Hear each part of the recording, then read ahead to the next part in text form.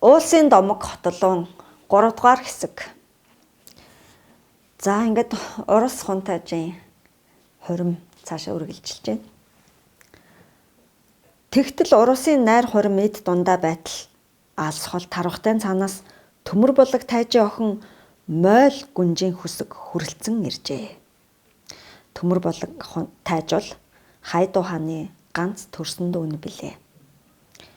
Би мотой төмөр болог өнгөрсөн жил чимээгүйхэн талиж тэнгэртээ морилсан аж. Хар баг насандаа хотолуунтай хөтөлцөн гүйж, илэг дэлүү хоёр шиг ойрхон өссөн мойл 16хан наснда загалмайн шашинд эрхүү давгийн Чимбай тайжийн ихүү чулуудан хатан болж ил тарвахтай цадтай бэрлэн одсноос хойш 6 жил цахилан оцжээ. Нялх багтаа эмэг ихийнхээ гэрт хамтдаа өссөн үеэлэгчийг хотолуун гүнж дуу шуу болон ухтлаа. Мойл хатны эр нөхөр чулуудаа тангууд ихтэй их ус сахал хуу золсон хөх царайтай зэрлэг бодон шиг төггөр цээжтэй ирээжээ.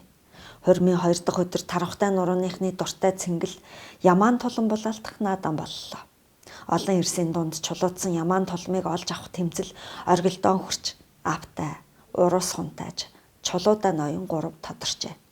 Эцэст нь хотолууны шаргыг унсан морин дэрэмгийн Автайбаатар тулмыг чулуудан гараас булаан авснаар нааданд хожж хадан болох гэж байгаа Хайдуу хааны гараас мөнгөн аралтай бүсээр харамж хүртлээ. Ирчүүд тулан булаалт нь наадаж байх цагт хотолуун олон жил бараад зүсийг хараагүй үеэлэгч мойлтой амаа олохгүй хуучлан суулаа. Хотолуун эмэг ихээ санахта хувцсных нь үхэгт шив шинээрээ үлдсэн хормойдо барын нүд чулуугаар усан хээх өөлсөн харахад даруухан атал үнтэй ястай эд гэдг нь ил дагаад үзэмжтэй хүрэн улаан өнгөтэй зөөлөн хилэн дээлийн энэ өдөр гарган өмссөн билээ. Мойл бага бахын л тогос шиг ирээ мэран торох хоргоо өмсдөг байсан хിവэрэж. Алтан хатгамалт цайвар шаргал пүүсүүдэлэн дээр солонгорсон цэнхэр хоргоо ууж өмсч урд газар суурьсан Монгол хаттаас дэлгэрч байгаа өндөр ороот богтог малгай өмсчээ. 2 хүүхэд төрүүлж бэлхүүсээрээ мэралсан ч дугуй цагаан царайтай ягаахан хазартай нүд хөмсгөн ойрхон хар багын л нуурын замбах шиг гоо үзэсгэлэнд мойл охин хിവэрээ уламж үзэсгэлэнд хатан болжээ.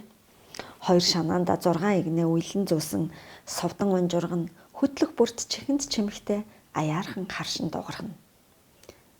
Ажрууг чамайг даяараа хотолуун гүнж гэгдэх болж ирчүүддээ энэ тэнцүү хүч бараа үзэн барилддаг дайн тулаанд явж баатарлан ирдгийг бас хадамд гарахгүй хор шахаж байгаагч би төр хадмын газартаа дуулж л байлаа.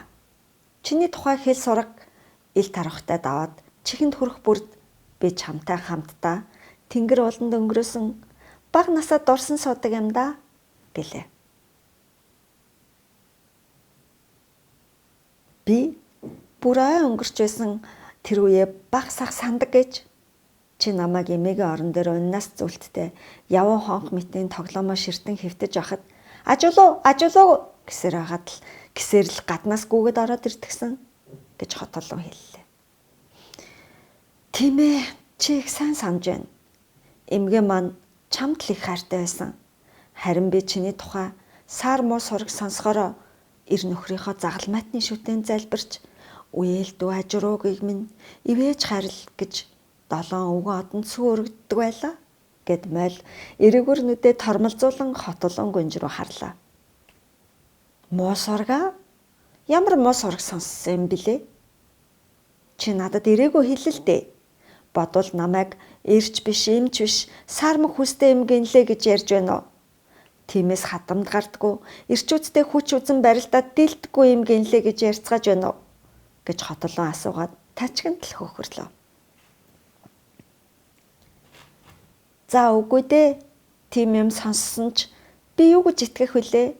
Ажрууг минь багтаа хамт тоглож байгаад өчнөө л удаа шингэн мөр үзэж явахдаа чамайг ердийн эм бэлэгтэй охин хүн байсныг би мэдгүй бол хэн чамайг мэдэх вүлээ? Гэхдээ чи хүүхдийн төрхтэй охин байсан шүү дээ.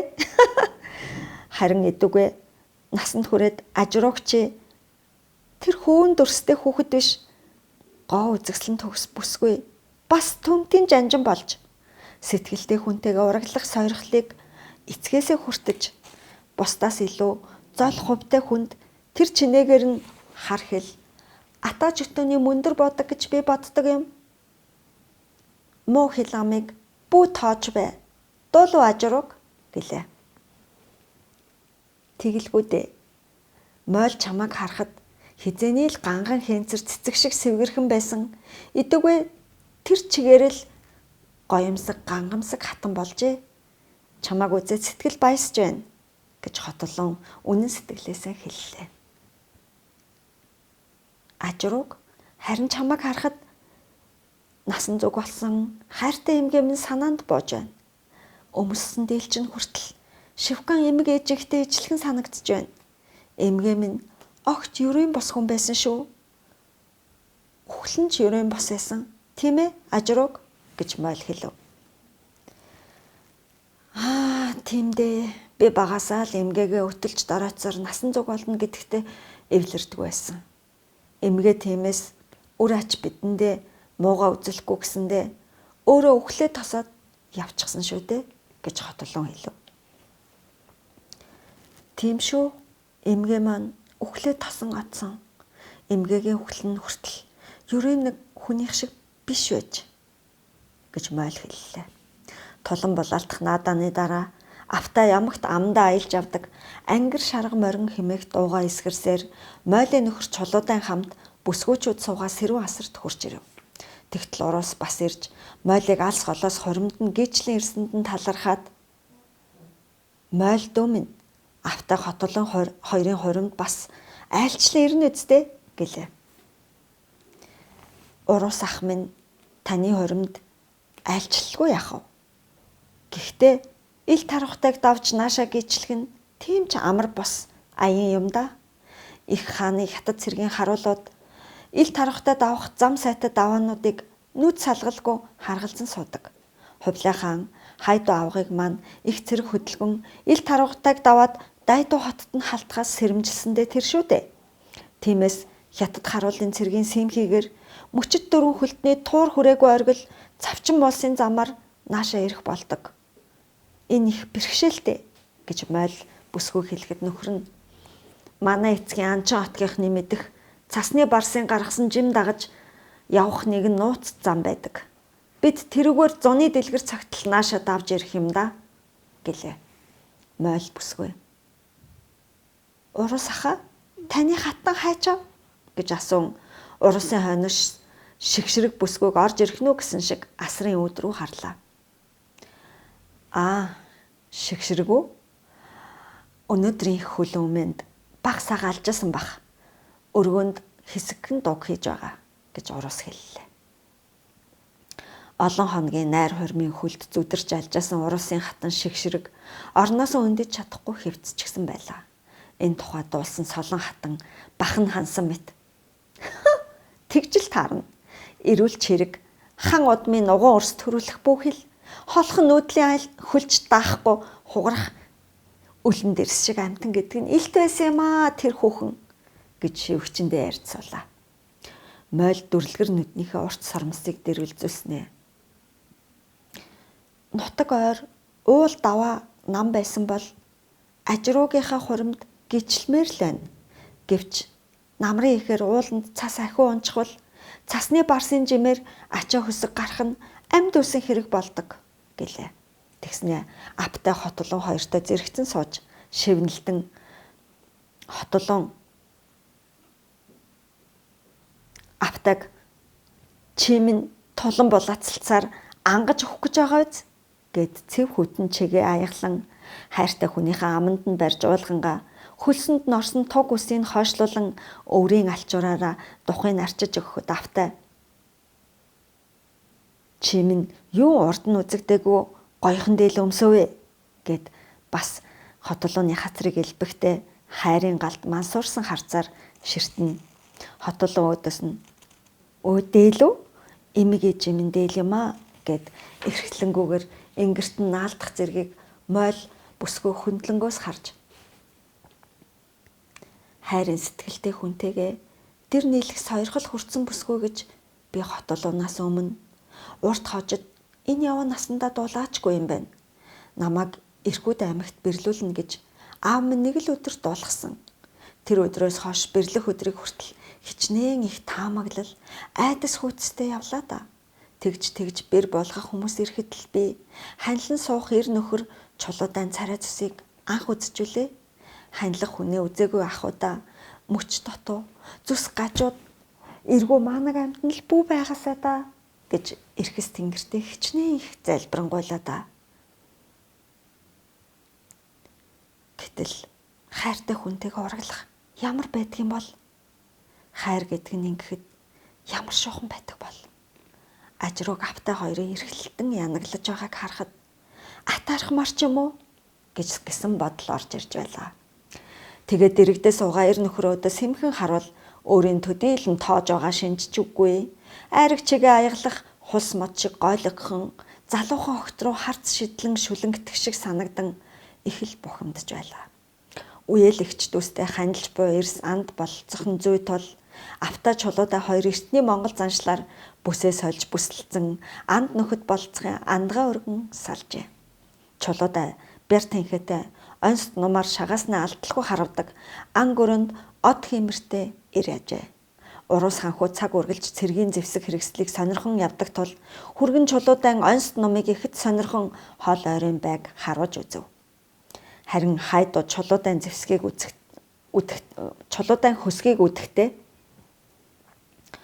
ил тархтай цаад хүндийн аймагуд хувлаад алб татвар өргөж буйвз хүргэн чулуудаа наашаад дөхөх тухай бодоорой гэж загчээ. За ингээд урус гэдэг бүлэг төгслөө. Дараагийн бүлэг Автай. Зуны адаг сар гарчээ. Хайдуу охиныхоо хурмыг намрын дунд сарын шинийн 5-нд хийхээр өдөр товлсон байлаа. Автай хайртай бүсгүйгээ гэргээ болох цаг хаяанд ирсэнд итгэж чадахгүй явсан өдрүүд төгсгөл болох цаг ирэв. Тэрээр зуны нэгэн үдэш өргөж авсан эцэг бүргэд отартай хөөрөлдөж суухдаа эцэг минь гэж шүрс алдснаа. Эр хүн хэдий ядуу зөдөө байлаач гэргийгээ төрхмөөс нь болгон эцгийн гэр хотолд авчирдаг эртний уламжлалтай шүү дээ. Гэтэл би өөрөөсөө угсаа гаралтын дүү өндөр алтан үргийн гүнжтэй ураг холбож хайдуу хааны хаяг сахиж ам зуух нь эр хүнээ амьдрах жамын эсрэг явдал босов гэлээ. Бүргэд Батар модон боривтой таргнаас өөртөө аягалж дор нь ховс орчгоод тагшаа ширээн дээр тавих зор. Хөө минь эзэн Чингис хааныг Тэмүүжин нэрт хөвөн байхад эцэг эсүүхэн хадам хонгордын дайд цэцнийг хүргэж өгөөд буцаж явахдаа татарт хорлогдсон гэдэг бодвол чи дуулсан биз? Хүргэн гэдэг үг нь хүүгээ хадам болох айлд нь хүргэж өгдөг ёсноос үүдсэн юм шүү дээ. Тиймээс Автай чи хайдуу хааны хүрээнд игнэгт хүргэгдэн ирсэн хүргэн болж суув гэж бодож явхад л сэтгэлд цөвтөө зүйл үгүй болно. Ер нь сэтгэлийн буртган зовлон үтгдэг. Сэтгэлийн буртгаа арилган уужаа ухаанаар бодож тунгаагаас аливаа цээр гэдэг хоосон юм. Сэрийн бөхөөс сэтгэлийн бүх гэдэг юм да хүүхэ гэж сургалаа. Сэрийн бөхөөс сэтгэлийн бүх хэмээх мэрэгэн үг Автан сэтгэлд хадагдан үлдэв. Зуны адаг сар гарчээ. Зуны сүлж хур ихтэй байлаа. Өглөө нар мишээж яснаа үдээс хойш хормхон зур тэнгэр бүрхэж өдөртөө хэдэн удаа усан хөшиг татах шиг бороо шивэрч тэгснээ тэнгэр хурамстад солонго 3 давхарлан татах нь үзээд ханамгүй үзэгслэн төгс ажээ. Хорин болохоос сарын өмнөх нартай зөөлөн бороо шивэрсэн нэгэн өдөр Автай сар уулын хүндэд хайдуу хааны агтны бэлчээрөөд хил чимээгүй яваад өгчээ. Хотолон ойр зурунах дуртай гал шаргамар тарганы нүхэнд бүдрэн хөлн доголсон байлаа. Хааны хүрээний унлаг эдлгээний баг сүрэг гэж 6 газаргад адуу бий. Тэр сүрэгт гүнжид бариад өгчхмөр дөнгүүр сан хүлэг ховрааж. Тиймээс Автай сэтгэлд бүсгүүдээ хиллэлгүй их сүрэгт очиж Памирын адуун дундаас сайн хүлэг барьж ирэхээр шийдсэн тэр. Номхон хунтаажтай тулцсны дараа Автай нэг хэсэг хайдуугийн адуучдын хотогт хүч өргөж байсан тул их сүргийн дундах шилмэс сайн мордыг андахгүй сайн мэддэг байлаа. Автай зайсан нуур хөвөөлөн хилэн хар мороор хайтруулж явлаа. Сэвшил салхинд нуурын мандал дээгүр жижигхэн мөнгөн долгис бидэрлэнэ. Харааг үцэмгүй алсад цэнгэртэх их усан цэлцгэж. Тэртээ зүүн тийш олон өвхөр сарлаг бэлчих шиг хадад эрэг үзэгдэнэ. Цахлаа шувуу нуурын усны сэрвээг шүргэн алдан нисж, үе үе шидсэн чулуу шиг ирчээрээ шунган загас шүрнэ. Тэгтэл нуурын мандал гүвэлдсэн усан доогуур их биетэй амтан шумбаа явах шиг цагаан хөөс цахруулан одхон сонихон. Автаа сонссноор зайсан нуурт орсон буураас ч том овор ихтэй усны үхэр гэж амтан байдаг аж. Усны үхэр гэлэлдсэн тас хар биетэй агаад эрен хамар дээрээ ганц шүрэн эвэртэй. Эмэн цасан цагаан соёотой байдаг. Усны үхэр зуны тэргэл сартай үдш уснаас гарч эрэг дээр эрхлэлтэн тоглодог агаад үүрийн гэгээд тусмагц нуурын усанд сүргээрээ шумбан орж алга болдог. Их азтай хэмэртэй хүндэл үзэгддэг юм гинлээ гэж нуурын эргээр нутагладаг ардууд хоорондоо хэлцдэг аж. Усны үхрийн тухай хууч яриаг санамгц. Автаа мориндоо ташуур өгөн өнөөх усан доогоор гүвэлзэн хөөс сахруулсаар одсон бодглын хойноос эрэг даган давхлаа. Мориныхоо хөх махыг чичиртэл давхсаар мөнөөх амтны гүйцэтгэл өнөөх бодгол усны сэрвээг гүвэлзүүлсээр нүсэр хадан хошуу тойрон бараа алдарчээ. Автаа мориныхоо амыг татлаа. Хилэн хар морин согооч ихэ солбуулан ногоо хазлан хид алхалснаа сар хитл шээж эхлэхэд хадан хошууны цаанаас буг урамдах мэт жигтэй сониндоо нүргэлээд явчихлаа. Усны бух урамдаж буй хэрэг босоо гэж автаа бодон мориноосоо боож алтан харганы ботнаас аргамжаад хадан хошуу тийш очиж тойронгот өнөөх амт нэг уртаар урамдснаа тагчиг болчихлоо. Ардуудын хуучилтгаар би тийм их аз хэмэртэй хүн юм болов? Чино атар хилдэг дээ. Автаа чи алдраа бага насндаа автагаа хамт алсад цөлөгдөж элбэрэлт ээжигээсээ хагцснараа азгүй амтэн шиг гэсэн мөрт өгөөдөө цэцний удам хатан зоригт хайдуу хааны эрдэн мэт ганц гүнжийн хайр сэтгэлийг эзэмцчдэг нь тэнгэрийн эвэл дээр биш үү гэж хэлдэг байлээ. Автаг өглөө хааны агт руу мортоход өргөмөл эцэг нь сар уулын их өв овоонд миний өмнөөс 3 чулуу өргөөрэй хөөмн.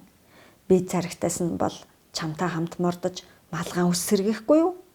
Өдөрчийн зайд морин дээр явхад өмхөрсөн мод мэт өтөл бие минь агсагдах визээ. Хөхүүрийн чигээ айргийн тос авчраарай хөөмн гэж загчээ. Ил тархтай өөр зайсан нуурын хавар их өндөрлөг тул айрг хэсэгтэй муу. Харин сарлагын сайхан өрн байлгаж болдог. Тиймээс сар уулын хүндэт их сүрэг хариулдаг адууны отгийн хідэ айл гүү арж айрг хэсгэн хааны хүрээуд ямаан тулмаар зөөдөг аж. Замда Бүргэд Баатрын загснаар сар уулын их овоонд өөрийнхөө өмнөөс 3, өргөсөн эцгийнхээ өмнөөс 3 чулуу өргөлөө.